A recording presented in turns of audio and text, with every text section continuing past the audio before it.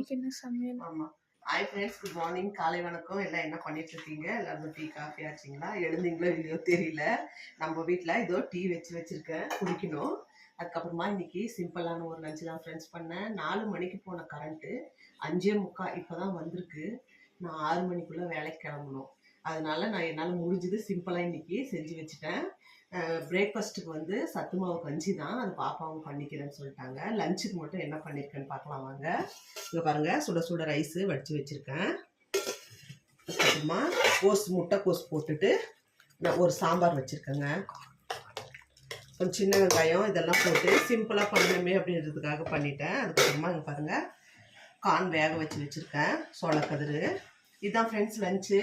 இது வந்து ஸ்நாக்ஸ் டைமுக்கு எடுத்துகிட்டு போயிடுவாங்க. பொரியல் எதுவும் செய்யல, அதான் கரண்ட் இல்லாதனால ரொம்ப கஷ்டம் ஆகி போச்சு. பிரேக்ஃபாஸ்ட்டுக்கு சத்து மாவு கஞ்சி காய்ச்சி குடிச்சிடுவாங்க அவங்களே.